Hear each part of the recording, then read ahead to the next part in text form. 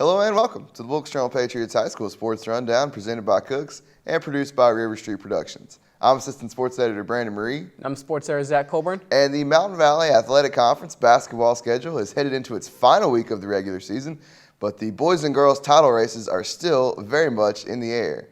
We'll take a look at the standings here in a minute, but first, let's get to the highlights. On Friday night, the Vikings, who are still very much in both conference races, traveled to Millers Creek and swept their varsity doubleheader with West Wilkes. In the girls' game, West Wilkes controlled the tempo early and held a 9-8 lead early in the second quarter. But the Vikings' press started to unravel the Blackhawks' patience, and as a result, North Wilkes went on a 19-2 run to take a firm grip on the game. Victoria Young paced the Vikings with a career-high 20 points, and Allison Livengood added 17. For the Blackhawks, Emily Baumgartner had a team-high 9 points, and both Elizabeth Huffman and Cassie Burtis added 6. The win for the Vikings came after they lost to Elkin on Tuesday, while the Blackhawks beat Starmount on the same night. In the boys' game, the Vikings opened the game on a 15-2 run, and while the Blackhawks responded with a 10-0 first-quarter run of its own, the Blackhawks couldn't take the lead back until early in the fourth. Alex Greer opened the fourth quarter with a defensive rebound and a nice pass to Jesse Brown, who was fouled. Brown made both free throws to give his team the lead, but Jake Richardson made a free throw on the next trip, and Dylan Bogus hit a three-pointer on the Vikings' next possession, and West Wilkes never led again.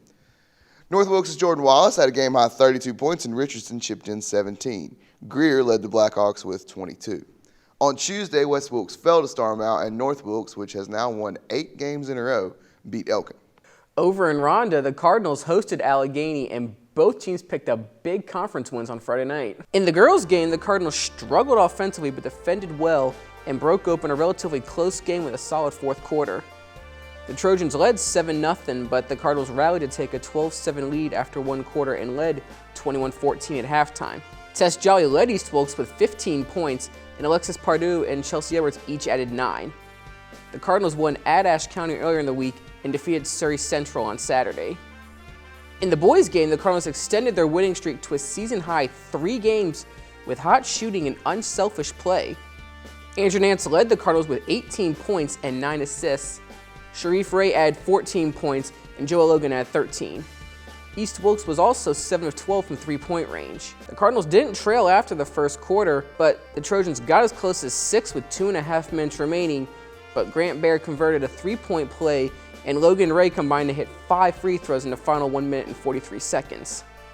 The Cards beat Ashe County on Tuesday and Surrey Central on Saturday.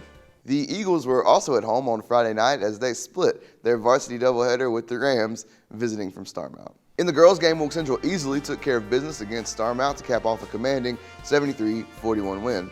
Kaylee McNeil had a triple-double with 17 points, Taylor Masson had 11 points, and Camry Gibbs tallied 9. As a team, Wilkes Central shot 42 free throws as Starmount only mustered 41 points. The Eagles won at Allegheny earlier in the week. In the boys' game, the Eagles got off to a slow start on Friday night and scored just 10 points in the first half. They outscored Starmount in the second, but couldn't fight all the way back. For Wilkes Central, freshman point guard Noah Johnson scored 14 points, and fellow freshman Skylar Brooks added 13. Wilkes Central fell to Allegheny and Sparta on Tuesday. Now let's take a look at those conference standings. On the girls' side, Elkin holds a 1-game lead over North Wilkes and East Wilkes, but the Elks have to play the Cardinals and 4th place Wilkes Central this week. On the boys' side, North Wilkes and Starmount are both 10-2, but the Rams hold the tiebreaker, having beaten the Vikings by 1 point earlier this year. Those two teams will meet on Tuesday in a game that will have major implications on the final standings. The Wilkes County wrestling and swimming teams were involved in some postseason action last week. The East Wilkes wrestling team fell in the first round of the NCHSAA 1A dual team state playoffs, and West Wilkes made it to the third round in the 2A bracket before falling. 13 swimmers qualified for the regional swim meet in Huntersville on Friday, and Sarah Olson from Wilkes Central earned a spot in the state championships with a second-place finish in the 50-yard freestyle and a fourth-place finish in the 100-yard freestyle. There were also several near qualifiers.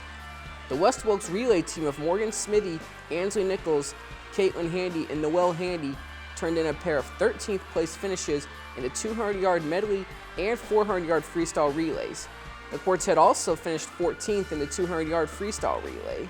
East Wilkes' Sam Lentz and Wilkes Central's Michael Davis also had 14th place finishes in the 100-yard butterfly and 100-yard backstroke events, respectively. Sydney Clark of Wilkes Central also took 14th in the 200-yard individual medley. As always, be sure to follow us on Instagram and Twitter at WJP_sports. And while you're at it, go ahead and like us on Facebook too.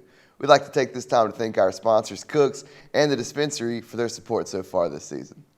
This has been the Wilkes Journal-Patriot's High School Sports Rundown presented by Cooks. Thanks for watching.